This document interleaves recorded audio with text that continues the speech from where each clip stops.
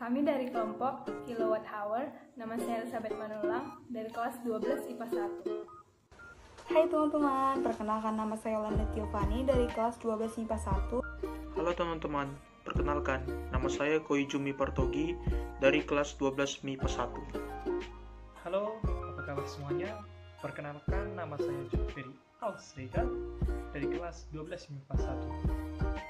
Hai semuanya, perkenalkan nama saya Niken Febiolanda, saya dari kelas 12 MIPA 1. Halo teman-teman, perkenalkan nama saya Rika Luciana dari kelas 12 MIPA 1 SMA Negeri 5 Medan. Dalam video ini, saya bersama kelima teman saya akan memberikan 5 pembahasan soal fisika dengan topik rangkaian arus arah dan listrik statis. Semoga video pembahasan kami bermanfaat bagi teman-teman sekalian. Selamat menyaksikan. Baiklah teman-teman, mari kita mulai. Saya John Ferry akan membahas soal pertama, yang dimana soal tersebut menggambarkan sebuah rangkaian listrik sebagai berikut. Yang ditanya ialah tegangan jepit antara titik A dengan E adalah. Nah, berikut pembahasannya dari saya. Baiklah, berikut penjelasan dari saya. Jika kita memerhatikan soal, dia menyuruh perhatikan rangkaian listrik berikut. Nah, jika kita memerhatikan lebih lanjut mengenai rangkaian listrik yang ada pada soal pertama ini, kita dapat menjelaskan bahwa semua komponen pada rangkaian di atas tersusun seri, sehingga arus yang mengalir pada setiap komponen adalah sama. Untuk menentukan kuat arus, kita dapat menggunakan hukum 2 Kirchhoff. Apa bunyi hukum 2 Kirchhoff? Ialah, di dalam sebuah rangkaian tertutup, jumlah aljabar gaya gerak listrik dengan simbol E dengan penurunan tegangan dengan simbol I dikali R sama dengan 0. Nah,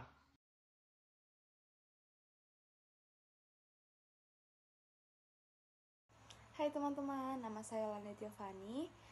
Untuk soal nomor 2 ini dijelaskan oleh teman saya Niken. Berikut soalnya. Berdasarkan gambar rangkaian berikut, tentukan hambatan listrik antara titik B dan D. Berdasarkan gambar rangkaian berikut, saya akan membahas mengenai hambatan listrik antara titik B dan D. Berikut penjelasannya. Hambatan listrik antara titik B dan D berarti bahwa sumber tegangan dipasang pada ujung-ujung B dan D, sehingga kuat arus listrik adalah dari B ke D. Sedangkan ujung A dan C terbuka. Arus hanya mengalir pada rangkaian tertutup, sehingga hambatan 3 ohm yang terpasang pada ujung A dan C tidak dialiri oleh arus. Hal tersebut sama saja dengan menganggap bahwa kedua hambatan 3 ohm ini tidak ada. Selanjutnya, dengan menggunakan prinsip seri paralel, rangkaian dapat disederhanakan sebagai berikut. Pertama-tama, kita harus menyelesaikan komponen-komponen yang disusun seri. Pada rangkaian berikut, dapat kita lihat bahwa terdapat 2 jalur yang dilalui oleh kuat arus yang sama. Dengan kata lain, komponen tersebut tersusun seri. Komponen tersebut adalah arus yang saya lingkari ini.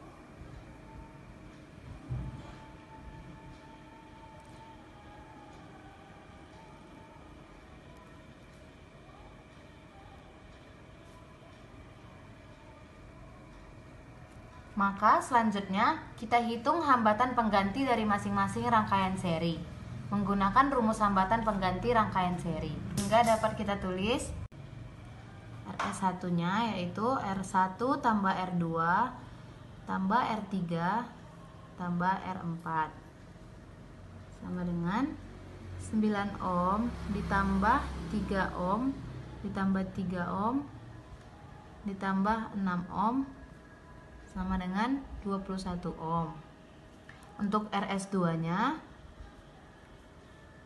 R1 ditambah R2 sama dengan 3 ohm ditambah 3 ohm sama dengan 6 ohm. Selanjutnya, kita sederhanakan rangkaian listrik dengan memasukkan hambatan pengganti yang telah kita hitung sebelumnya menjadi sebagai berikut. Nah, selanjutnya dari gambar berikut RS1 dan RS2 menjadi rangkaian paralel. Lalu kita lanjutkan dengan menghitung nilai hambatan penggantinya. Sehingga didapat 1 per RB sama dengan 1 per RS1 ditambah 1 per RS2 sama dengan 1 per 21 ohm ditambah 1 per 6 ohm. Kita samakan penyebutnya menjadi 42 ohm. 2 tambah 7 sama dengan 9 per 42 ohm. Karena 1 per RP-nya sama dengan 9 per 42 ohm, maka didapat RP-nya yaitu sama dengan 42 per 9, yaitu 4,7 ohm. Selanjutnya, setelah kita peroleh nilai hambatan pengganti dari rangkaian paralelnya, kita sederhanakan lagi rangkaian listriknya menjadi sebagai berikut. Seperti yang kita lihat, rangkaian yang dihasilkan adalah rangkaian seri. Sehingga sudah dapat kita tentukan berapa besar hambatan listrik antara titik B dan D, yaitu RBD dengan R1 ditambah R2 ditambah R3, yaitu 3 ohm ditambah 4,7 ohm ditambah 3 ohm sama dengan 10,7 ohm. Oke teman-teman, saya Kujumina Pitupulu akan mencoba membahas soal yang berikutnya. Ya, mari kita lihat soalnya. Soal nomor 3. Perhatikan gambar berikut. Pada titik A dan B terdapat muatan titik. Jarak AB sama dengan 2AC dan AC sama dengan 2CD.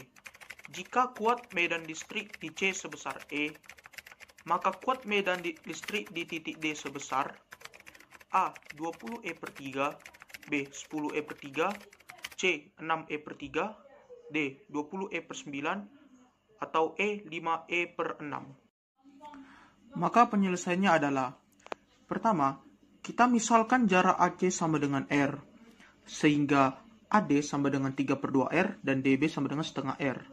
Berikut gambarnya. Di mana kita memisalkan jarak AC itu, ini dia jarak AC, adalah R.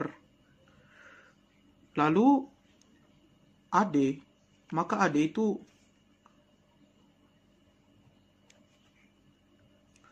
adalah 3 per 2R dan DB sama dengan setengah R, yaitu sisanya setengah R. Dan kuat medan listrik di titik C dinamakan E. Seperti soalnya sudah diberitahu bahwa kuat medan listrik di C sebesar E. Maka rumus dari kuat medan listrik di C sama dengan EA tambah EB sama dengan E. Dari mana EA tambah EB ini? EA tambah EB ini berasal dari sini. Kita lihat kuat medan listrik di C. Di sini muatan di sebelah kirinya adalah negatif. Kalau dia negatif, maka dia akan mendekati muatan negatif tersebut. Tetapi kita lihat di samping kanannya ada positif. Apabila dia muatan positif, maka medan listrik akan menjauhi sehingga tanda perannya seperti ini. Di mana yang dilambangkan dengan EA, dan satu lagi di gambar dilambangkan dengan EB.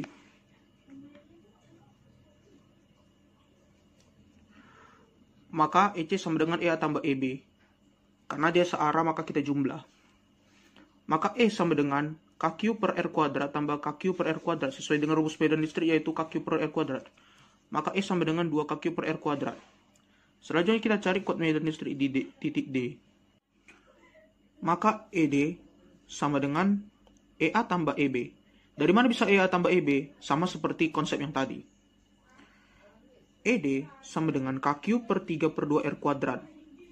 sesuai dengan jarak AD tadi, yaitu 3/2 R kuadrat. Ditambah KQ per setengah R kuadrat sesuai dengan jarak DB, yaitu setengah R. Maka KQ sama dengan 9/4 R kuadrat tambah KQ per 1/4 R kuadrat. Kita perbaiki lagi bentuknya menjadi 4/9 KQ per R kuadrat ditambah 36/9 KQ per R kuadrat. Maka hasil kuat medan listrik titik D adalah 40/9 KQ per R kuadrat. Maka perbandingan kuat medan magnet di D dan di C adalah ED dibanding EC sama dengan 40/9 dibanding 2. Sama dengan 40/18 sama dengan 20/9. Maka perbandingan kuat medan magnet di D dan di C adalah 20/9. Jawabannya adalah D. Baiklah teman-teman, saya Rika Luciana akan mencoba untuk membahas soal nomor 4. Sebelumnya kita baca dulu ya teman-teman soalnya. Soalnya, perhatikan gambar di bawah. Ketiga muatan listrik Q1, Q dan Q2 adalah segaris. Bila Q sama dengan 5 mikrocoulomb dan D sama dengan 30 cm, maka besar dan arah gaya listrik yang bekerja pada muatan Q adalah A 7,5 Newton menuju Q1, B 7,5 Newton menuju Q2, C 15 Newton menuju Q1, D 22,5 Newton menuju Q1, dan E 22,5 Newton menuju Q2. Baiklah teman-teman, berikut adalah pembahasannya. Seperti yang diketahui dalam soal, ada 3 buah muatan yang berada dalam satu garis lurus, yaitu muatan Q1, Q, dan Q2. Muatan Q ini berada di antara muatan Q1 dan Q2. Jarak antara muatan Q1 dan Q itu adalah D. Seperti yang diketahui dalam soal, D itu adalah 30 cm. Sedangkan jarak antara Q dan Q2 adalah 2D. 2D berarti 2 dikali 30 cm, maka jaraknya ini sama dengan 60 cm. Nah, dalam soal yang ditanya itu adalah besar gaya listrik yang terjadi pada muatan Q dan arahnya. Nah, untuk mencari besar gaya listrik itu, kita gunakan rumus gaya Coulomb. Karena gaya listrik itu sama dengan gaya Coulomb.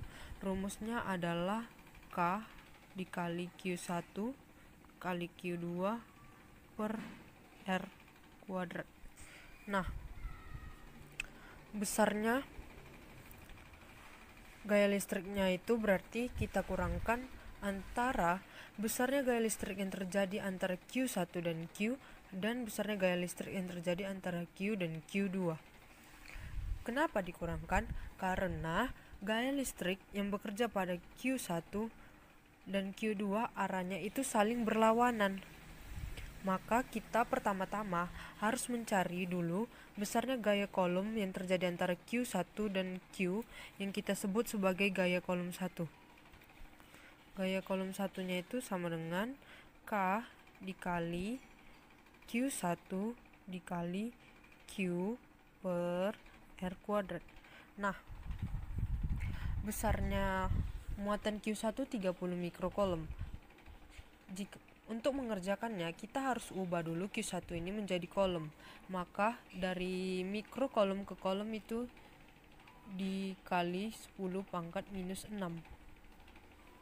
Begitu juga untuk Q2 dan Q. Nah, sedangkan untuk jarak, kita harus gunakan satuannya dalam meter. 30 cm kita ubah ke meter menjadi 30 kali 10 pangkat minus 2 meter. Maka kita masukkan saja langsung angka-angkanya. Nah, tadi di dalam soal sudah diketahui K-nya itu 9 kali 10 pangkat 9 kali Q1 30 kali 10 pangkat minus 6, Q2 nya 5 kali 10 pangkat minus 6 per R kuadratnya tadi 30 kali 10 pangkat minus 2 dikuadratkan. Nah, mari kita hitung. 9 kali 10 pangkat 9 kali ini 30 kali 10 pangkat minus 6 dikali 5 kali 10 pangkat minus 6 per ini dikuadratkan, maka jadi 900 kali 10 pangkat minus 4 bisa mati 1, ini ke sini 100, maka jadi 10 pangkat 9 kali 30 kali 10 pangkat minus 6 kali 5 kali 10 pangkat minus 6 per 100 kali 10 pangkat minus 2. 100 itu sama dengan 10 pangkat 2, maka jadi 10 pangkat minus 2. Ini bisa disederhanain ke sini jadi 10 pangkat 11, maka 30 kali 5 itu sama dengan 150 kali 10 pangkat 11 dikali 10 pangkat minus 6 sama dengan 10 pangkat 5. 10 pangkat 5 dikali 10 pangkat minus 6 sama dengan 10 pangkat minus 1, maka ini sama dengan 15 Newton. Setelah itu marilah kita cari pembahasan untuk yang gaya kolom antara muatan Q dan muatan Q2, atau bisa kita sebut dengan FC yang kedua. FC yang kedua ini berarti K kali Q2 per R kuadrat. Langsung kita substitusi saja angka-angkanya. K-nya 9 kali 10 pangkat 9, Q 5 kali 10 pangkat minus 6, kolom, lalu Q2 60 kali 10 pangkat minus 6 per jaraknya tadi kan 60 cm, maka jadi 60 kita ubah ke meter, 60 kali 10 pangkat minus 2 kuadrat. Nah, setelah itu mari kita selesaikan soalnya. 9 kali 10 pangkat 9 kali 5 kali 10 pangkat minus 6 kolom dikali 60 kali 10 pangkat minus 6, 60 dikuadratkan itu sama dengan 3600. 3600 kali 10 pangkat minus 4 itu sama dengan 36 kali 10 pangkat minus 2.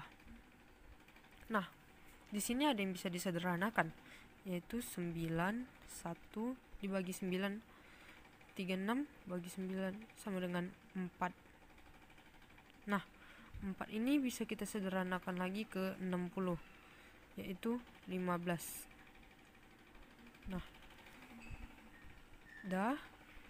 Nah, mari kita kalikan.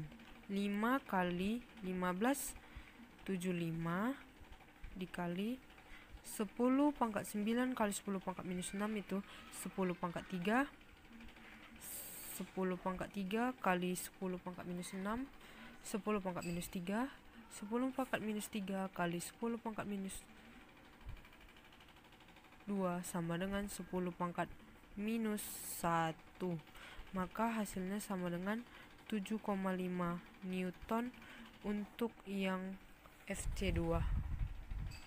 Maka setelah itu untuk mencari besar gaya listriknya kita kurangkan, maka besar gaya listriknya sama dengan FC1 dikurang FC2 sama dengan 15 Newton dikurang 7,5 Newton sama dengan 7,5 Newton. Sedangkan untuk arahnya teman-teman, kita lihat mana muatan yang paling besar. Muatan yang paling besar itu tadi adalah Q2 60 mikrokolom. Maka kita buat arahnya menuju Q2. Jadi kesimpulan yang dapat kita ambil, jawabannya itu adalah B. 7,5 Newton arahnya menuju Q2. Sekian dari pembahasan saya. Terima kasih. Saya Elizabeth Manulang akan mencoba membahas untuk soal berikutnya. Soal nomor 5, kita perhatikan gambarnya. Apabila sebuah kapasitor yang kapasitasnya 3 mikrofarad dihubungkan pada ujung A dan B, maka muatan penuh yang tersimpan pada kapasitor adalah A 6 mikrokolom, B 4 mikrokolom, C 3 mikrokolom, D 2 mikrokolom, E 0 mikrokolom. Berikut adalah pembahasannya. Baiklah teman-teman, kita akan membuat penyelesaian dari soal nomor 2 ini. Pertama, kita munculkan kembali ya, gambar rangkaian arus listrik dari soal. Nah, kita lihat dari gambar, jalur rangkaian yang dipasang kapasitor tidak dilalui arus listrik atau terputus. Maka, dapat kita simpulkan kedua hambatan 4 ohm ini adalah terpasang seri. Seperti kita ketahui, untuk mencari R total dari rangkaian seri adalah tinggal dijumlahkan.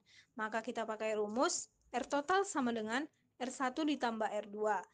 Sama dengan 4 ohm ditambah 4 ohm. Maka R totalnya sama dengan 8 ohm. Setelah kita mendapat R totalnya, kemudian kita cari arus listrik yang mengalir pada kedua resistor. Nah, untuk mencari arus listrik yang mengalir pada kedua resistor ini, kita memakai rumus I sama dengan V per R, di mana I adalah arus listriknya, V adalah tegangannya, dan R adalah hambatannya. Maka I sama dengan 2V. 2V itu kita dapat dari gambar kan, tadi tegangannya. Nah, 2V per 8 ohm, R total yang sudah kita dapatkan tadi. Maka hasil I adalah 1/4 ampere. Kemudian teman-teman, pada rangkaian seri adalah rangkaian pembagi tegangan, dan karena kedua hambatan sama besar, maka tegangan antara ujung-ujung kedua resistor juga sama besar, yaitu V sama dengan I kali R1 sama dengan I kali R2. Maka V sama dengan 1/4 ampere, yaitu I-nya yang sudah kita dapatkan tadi dikali dengan 4 ohm. Maka V sama dengan 1 volt, tegangannya itu sama dengan 1 volt. Nah, kita lanjutkan. Karena hambatan 4 ohm dipasang paralel dengan kapasitor 3 mikrofarad, maka tegangan pada ujung kapasitor VAB sama dengan tegangan pada ujung resistor 4 ohm, yaitu VAB sama dengan 1 volt. Selanjutnya teman-teman, kita tinggal mencari muatan yang tersimpan dalam kapasitor tersebut dengan menggunakan rumus Q sama dengan C dikali V, di mana Q adalah muatan yang tersimpan, C adalah nilai kapasitansi, dan V adalah besar tegangan. Maka Q-nya sama dengan 3 mikrofarad dikali 1 volt. Maka nilai Q adalah 3 mikrokolom. Jadi, dapat kita simpulkan muatan yang tersimpan dalam kapasitor tersebut adalah 3 mikrokolom. Maka jawaban dari soal nomor 2 ini adalah C. Sekian yang dapat saya jelaskan. Terima kasih. Sekian video yang dapat dibagikan oleh kelompok Kilowatt Hour. Semoga video ini dapat bermanfaat kepada teman-teman yang menonton, dan jangan lupa untuk like, komen, dan subscribe karena itu semua gratis. Terima kasih. Terima kasih. Terima kasih.